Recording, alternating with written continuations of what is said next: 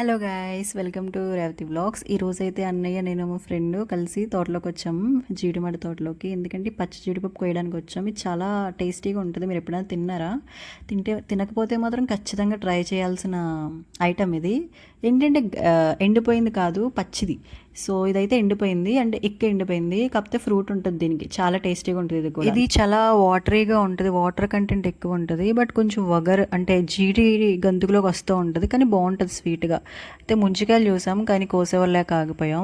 దీన్నే మేము తిందామని చెప్పేసి కోసుకుంటున్నాం గైస్. అయితే ఇక్కడ చాలా ఫ్రూట్స్ అయితే ఉన్నాయి, కానీ అన్ని ఫ్రూట్స్ బాగోవు. మనం కోసుకోవాలి, అప్పుడే టేస్ట్ తెలుస్తుంది. బాగా కొంచెం ఎల్లో కలర్లో ఉన్నాయి, అయితే బాగా స్వీట్గా ఉంటాయి. సో మంచి ఫ్రూట్స్ అనేవి మేము బాగా వెతికి కోసుకున్నాం, నేను మా ఫ్రెండ్. ఎందుకంటే ఇవి తిందామని, మిగతావన్నీ ఇంటికి తీసుకెళ్దామని. సో అన్నాం కదా అని మా అన్నయ్య పైన ఫ్రూట్స్ కొడుతున్నాడు. అవి ఇంకా స్వీట్గా ఉంటాయి అన్నాడు, కొట్టాడు. అవి కూడా చాలా బాగున్నాయి కలర్ఫుల్గా. సో ఇవైతే ఫ్రూట్స్ అన్నీ కొట్టినవి, అయితే చాలా బాగున్నది. నేను మా ఫ్రెండ్ అయితే ఇవన్నీ కూడా తినేసాం, అంటే అంత టేస్టీగా ఉంటాయి. ఇవి రోడ్డు మీద కూడా అమ్ముతున్నారు. సో మీకు ఎప్పుడైనా కనిపిస్తే మాత్రం మిస్ చేయకుండా తినండి. దీంట్లో 2 టైప్స్ ఉంటాయి. ఇవైతే మీరు రెడ్ అయితే మాత్రం అసలు తినొద్దు, ఎందుకంటే అది చాలా వగరుగా ఉంటుంది, జీడిగా ఉంటుంది. సో ఎల్లో అనేది స్వీట్గా ఉంటుంది.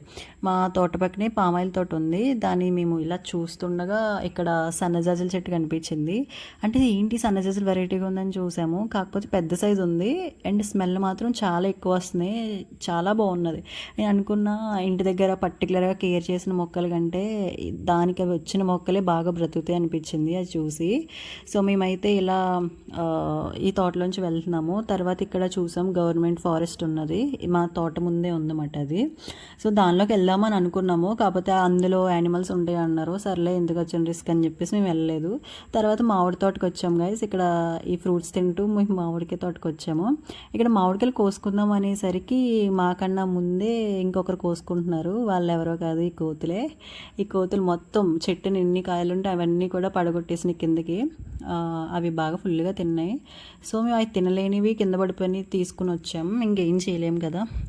అప్పుడు మేము ఇలా వచ్చేస్తుండగా ఇక్కడ టొబాకో ఫామ్ వేస్తారు, అంటే పొగాకుది. సో దానికోసం దున్నుతున్నారు. ఇలా సన్సెట్ చూస్తూ ఇంకా ఇంటికి వచ్చేసాం. ఇదేంటంటే పోలవరం ప్రాజెక్టు, వాటర్ అయితే లేవు, ఎండకి ఎండిపోయినాయి బాగా. So thank you for watching. See in the next video. Bye.